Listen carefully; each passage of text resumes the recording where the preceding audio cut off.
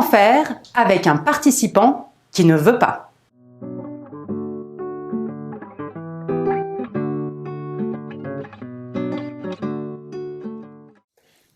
J'aime, abonnez-vous, votre avis et vos questions dans les commentaires et vous pourrez trouver dans la description tous les liens concernant notre travail, notamment le livre dont sont tirés tous les exercices que je présente dans ces vidéos. Merci! L'atelier théâtre est un endroit très particulier. C'est un endroit où l'on ne cherche pas à reproduire ce qu'il se passe habituellement. On y enlève les meubles, comme les tables, les chaises. On demande à parler davantage avec nos corps qu'avec nos mots. Et cela peut s'avérer perturbant. La question serait presque « Comment se fait-il que tant de participants acceptent de jouer le jeu ?»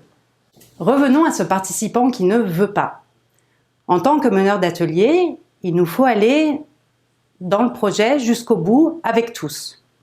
Alors comment faire? Il y a 3 éléments sur lesquels nous pouvons nous appuyer pour reprendre ce participant dans le projet, dans le cadre, dans le groupe. Ces 3 éléments, le groupe, le cadre, le projet. Premier, le groupe. Lorsqu'un participant ne veut pas, il ne faut pas chercher à savoir exactement pourquoi il ne veut pas. Ça peut être plein de raisons, dont intime, personnelle, confrontation, mise en danger, peurs diverses et variées. Par contre, on peut, comme avec chacun des autres, tisser une relation spécifique avec lui pour l'intégrer dans le groupe. Par exemple, il est important au début d'un atelier de prévoir des exercices qui sont simples à réaliser, ludiques, c'est-à-dire qui s'appuient sur une dynamique de groupe dans laquelle chacun va pouvoir jouer et avoir envie de jouer. Donc le groupe, à nous de le constituer et d'y inviter en permanence ce participant qui ne veut pas. Voilà pour le groupe. Le participant ne veut toujours pas. Le deuxième, c'est le cadre.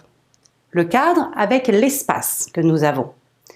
Nous pouvons utiliser cet espace pour que ce participant se sente davantage intégré, se sente mieux avec les autres et avec nous. Nous pouvons changer les exercices que nous avons prévus.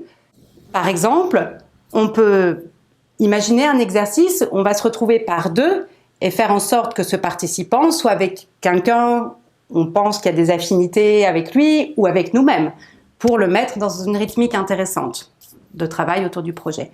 Ou bien, un autre exemple, c'est de faire un exercice qui prend une partie du public et une partie en jeu de comédien. Et peut-être ce décalage de regarder et jouer va être intéressant pour pouvoir le mettre dans la dynamique du projet.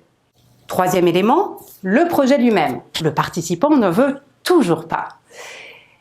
Il peut être intéressant d'arrêter un moment le projet, la dynamique du groupe, et ensemble parler de qu'est-ce qui se passe et qu'est-ce qu'on veut vraiment faire. Ceci peut s'avérer utile, surtout si le participant a commencé avec un autre groupe à monter contre le projet, contre une autre partie du groupe, contre le meneur d'atelier. Donc on arrête les choses, on échange, on discute et on voit comment faire pour que ce groupe, ce projet, dans ce cadre, puisse se réaliser, alors jamais exactement comme on l'avait imaginé, mais se réalise avec le groupe qui est en train de le faire. Donc quand un participant ne veut pas, ne pas spécialement chercher à comprendre quels sont ses motifs, même si ça on peut le faire à la fin de l'heure, en duo, en intimité, mais surtout essayer de voir pour que le groupe, le cadre et le projet continuent d'avancer et au maximum avec lui. À noter qu'un participant qui ne veut absolument pas est une chose rare. Grâce à ces exercices de mise en place qu'on appelle les icebreakers ou les brise-glaces ou tous ces petits jeux qui ne sont justement pas que des jeux, à nous, dès le départ, d'intégrer le plus possible une dynamique de groupe, une dynamique de projet dans lequel chacun, avec sa singularité, peut trouver sa place. Merci.